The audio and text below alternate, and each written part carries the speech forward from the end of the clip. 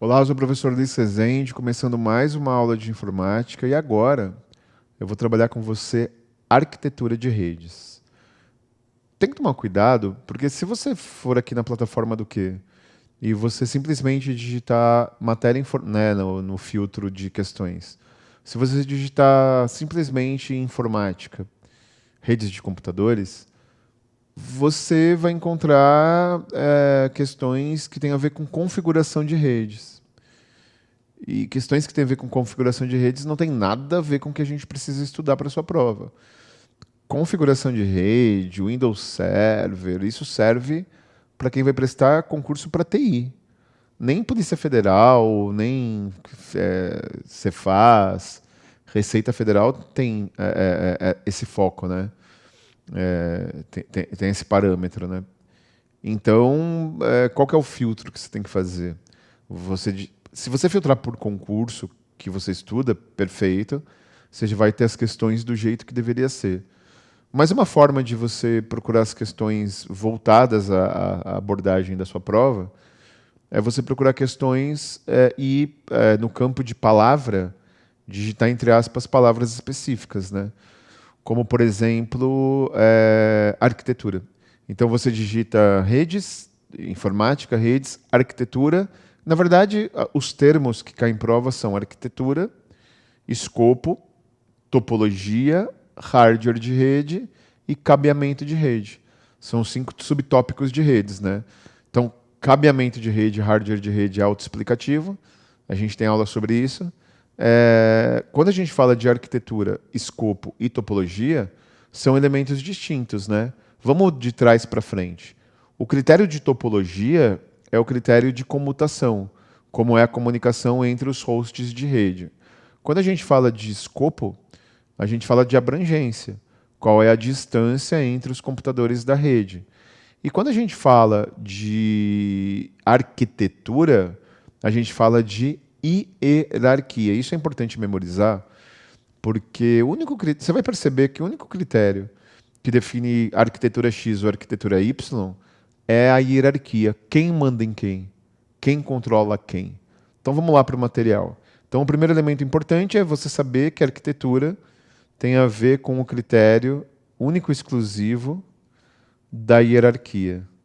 Eu quero saber quem controla quem, eu quero saber quem domina quem, eu quero saber quem exerce controle absoluto sobre alguém.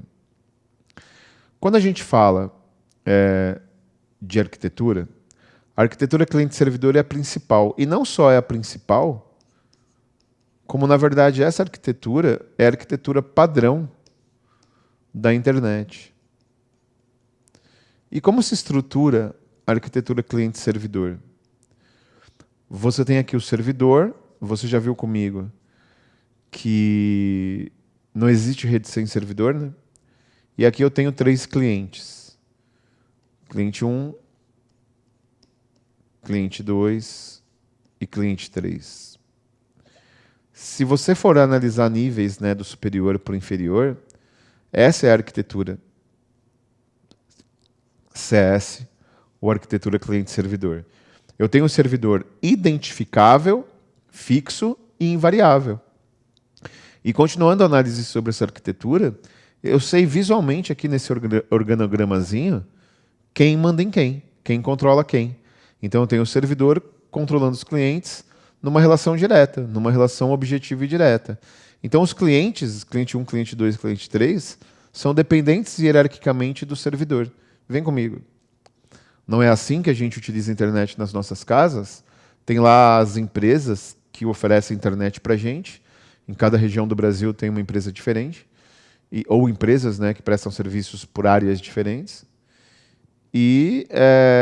Então eu sou, sei lá, né, eu crio uma empresa que é provedora de internet.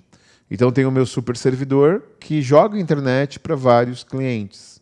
Então, meu chapa, cliente, o meu computador cliente, nunca vai controlar o super servidor dessas grandes empresas. A relação é sempre inversa, né? Na verdade, voltando para o material. Se o cliente 3 ele parar de pagar, se tornar inadimplente, corta a conexão e o cliente 1 e o cliente 2 recebem a conexão normalmente. Nunca essa hierarquia vai se inverter. Nunca o cliente vai controlar o super servidor das empresas de tecnologia. Então vamos lá, vamos caracterizar. Em primeiro lugar, a arquitetura cliente-servidor ela tem servidor identificado e invariável. Esse é o primeiro elemento. O segundo elemento é que na arquitetura cliente-servidor, quando você tem um servidor definido, inalterado, controlando os clientes, e essa relação hierárquica nunca se altera, a gente pode caracterizar a arquitetura servidor como uma arquitetura de hierarquia fixa e invariável. Teve uma prova, faz uns tempos já, faz uns 6, 7 anos atrás. Foi uma prova da VUNESP. E a VUNESP é uma banca organizadora que monta questões muito diretas, né? Não necessariamente questões fáceis, mas questões muito diretas.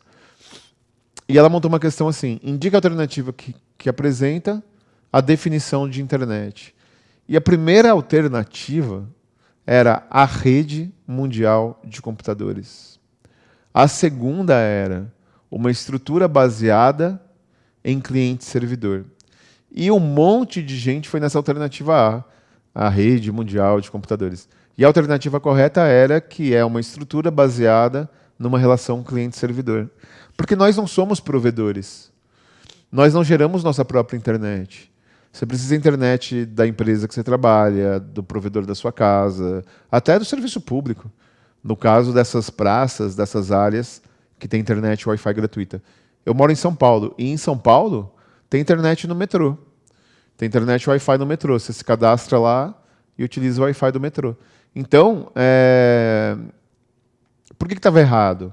Porque você já viu comigo lá nas aulas de internet que a internet não é a rede mundial de computadores. É um conjunto de redes que se interligam num escopo global, num escopo mundial e que compartilham serviços. É exatamente isso.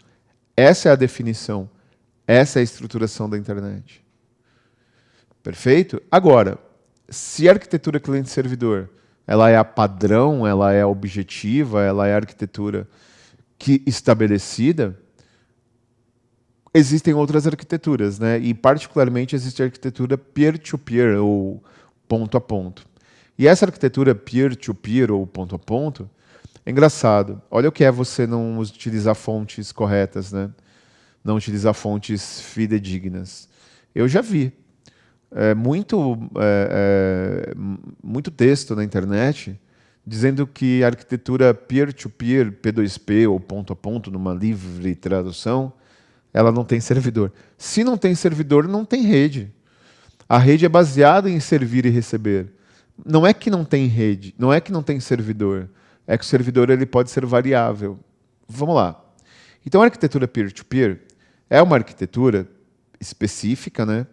Que ela também pode ser utilizada na internet, mas ela é de uso específico.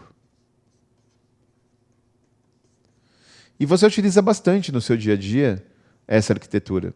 Porque, na verdade, assim, ó, né, a questão de terminologia é importante para a gente não errar a questão na prova, para não achar que alguma coisa que não é pegadinha, às vezes tem isso. Você acha que é pegadinha, mas não é. Então, a arquitetura, na verdade, o termo correto, peer-to-peer, né, alguma coisa como par a par, P2P, mas que no Brasil ela foi adaptada na terminologia para ponto a ponto. Então, a arquitetura peer-to-peer ou ponto a ponto, ela também pode ser apresentada como PAP. Então, vamos imaginar uma situação em que você tenha 4 hosts. Você concorda que visualizando esse organogramazinho que eu desenhei, não dá para você identificar quem manda em quem, porque está todo mundo na mesma linha hierárquica, né? Mas e se eu estabelecer que aqui eu tenho um servidor, aqui eu tenho outro servidor, aqui eu tenho o cliente 1 e eu tenho o cliente 2. Vamos chamar de servidor A e vamos chamar de servidor B. O servidor A ele fornece internet para os outros. O servidor B ele fornece hardware, impressora para os outros. O servidor A, todos funcionam como terminal. Então tem uma coisa importante, né? Aqui eu tenho 4 terminais. Os servidores eles funcionam como terminais de trabalho também. Então o servidor A ele precisa de impressora. O servidor B ele precisa de internet. Só que ele não é servidor de internet nem de impressora. E o 2 e o 3 são apenas e unicamente clientes. Então, se eu tenho 2 servidores, você já aprendeu isso comigo, eu tenho 2 redes. Vem comigo, antes de continuar, deixa eu te explicar. Repetindo, nada impede que eu tenha um servidor que fornece múltiplos serviços. Não tem problema nenhum. Eu tenho um único servidor que fornece um monte de serviço.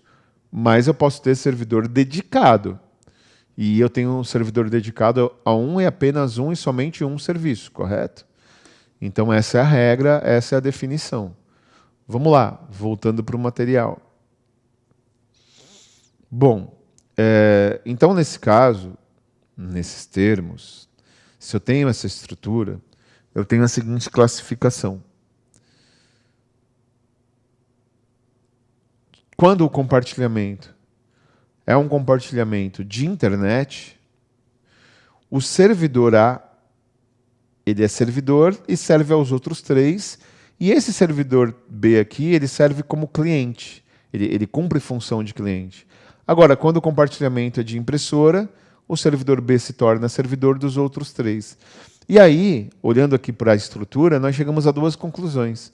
A primeira conclusão é que um cliente, o cliente 1 e o cliente 2, eles podem se encontrar em 2 redes simultaneamente, não tem problema nenhum. A segunda conclusão é que um host, um nó, como esse host aqui do servidor A, ele pode ser servidor de uma rede e cliente de outra rede. Então vem comigo, vamos caracterizar. Eu não falei para você que o que define a arquitetura é o critério da hierarquia? E que a arquitetura cliente-servidor tem hierarquia fixa e invariável? Já a arquitetura ponto a ponto, peer-to-peer, ela tem a hierarquia variável. Depende de quem cumpre papel de cliente, depende de quem cumpre papel de servidor. E dependendo de quem cumpre esses papéis, você tem essa relação. Dependendo de quem cumpre esse papel objetivo, existe esse relacionamento. Portanto, é assim que acontece no computador da sua casa que chega o roteador, por exemplo. Você não deixa um computador bonitinho, num canto, isolado, só de servidor. Você utiliza como terminal de trabalho normalmente. Então, essa arquitetura é uma arquitetura que não dá para você caracterizar exatamente a hierarquia. Porque depende do funcionamento, depende de quem cumpre o papel de servidor, quem cumpre o papel de cliente. Quando a gente trabalha com torrent, né, tipo, é que assim, né, hoje em dia com os streamings e com a internet banda larga, ninguém não, né, ninguém é ser muito objetivo. Pouquíssima gente baixa conteúdo para assistir, você assiste online. Tem até os canais de streamings aí alternativos que você fica assistindo as coisas online. Mas na boa época em que você tinha lá o BitTorrent e o Torrent, ficava baixando séries para assistir, ou filmes para assistir, pirata, era uma conexão peer-to-peer entre quem tinha o conteúdo e quem queria receber o conteúdo. Exatamente isso. E o cliente 1 e o cliente 2, eles estão sempre abaixo dos servidores. Mas os servidores eles podem ir descendo e subindo de acordo com a função que eles cumprem. Ou cumprem papel de servidor ou de cliente. E o cliente 1, ele pode estar se alimentando de 2 redes simultaneamente? Pode.